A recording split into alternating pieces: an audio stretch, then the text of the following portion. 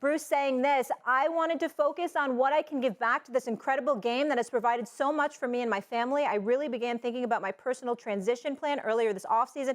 I wanted to ensure when I walked away that Todd Bowles would have the best opportunity to succeed. Tom was kind of the key when Tom decided to come back, and all of these guys back now. It's the perfect timing for me to just go into the front office and still have the relationships that I love. Tom Brady, ahead of his 23rd season, posting this: thank you, BA, for all that you have done for me and our team. You are an incredible man and coach. It was a privilege to play for you.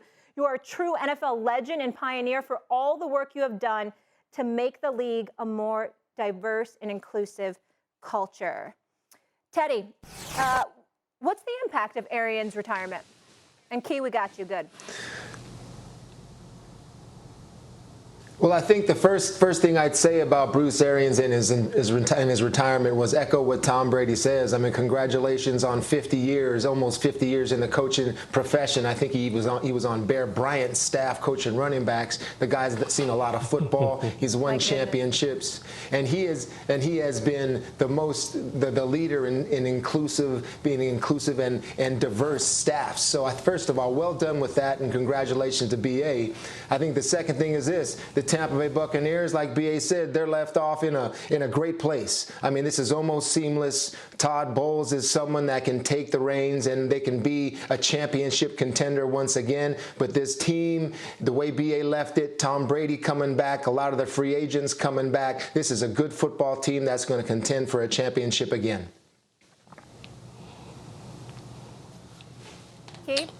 Yeah, the thing is, I get it. It's a great opportunity for Coach Bowles. I love the fact that BA stepped down to give him this opportunity, because you practice what you preach. And he's preached diversity since the day he became an NFL head coach, assistant coach. When you look at his staff and the makeup of his staff, 11 minority assistant coaches, including females, are on his staff, which is big. And he did this not for himself, so to speak, but to give guys an opportunity, because he felt like, hey, if I didn't give this opportunity to Todd Bowles, this opportunity may not come, setting him up perfectly. If you go back and you think about the New York Jet days, Todd Bowles was not in a perfect situation. He didn't have a quarterback. Things were not going the way that they needed to. He got the greatest quarterback ever now. So you should be able to win. You have a Super Bowl ready team to win football games now. So I'm looking forward to watching him certainly do his thing as a head coach.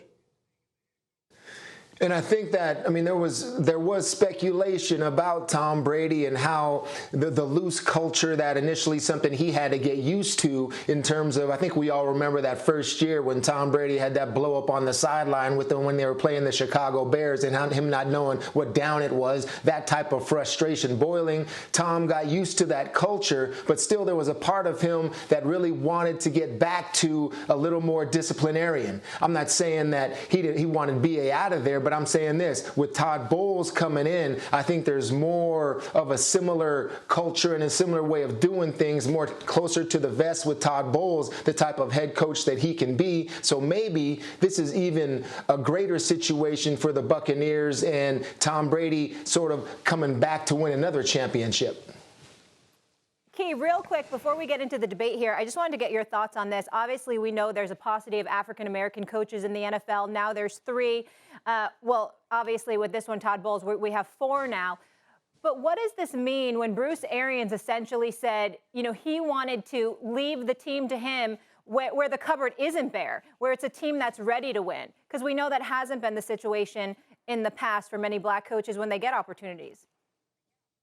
Molly, the only coach that can come to mind that resonates is Mike Tomlin when he took over for Bill Cowher. It was a perfect situation. He went in there with a big-time situation where he can succeed, and the rest has been history. He's won a Super Bowl, been to another Super Bowl, and when you look at many black coaches and their opportunities that come up, they go to places where they can't succeed, and before you know it, they're fired just like that. A year or two in the making, they give them a 1 or 2 year run, and we've seen it in recent history here with Coach Culley in Houston, and you just can't win. So he's putting him in a perfect situation, as I said before, having a Super Bowl ready team now and giving them a 5-year deal the Glazer family did. So I'm looking forward to him having some success and possibly taking his team to another Super Bowl.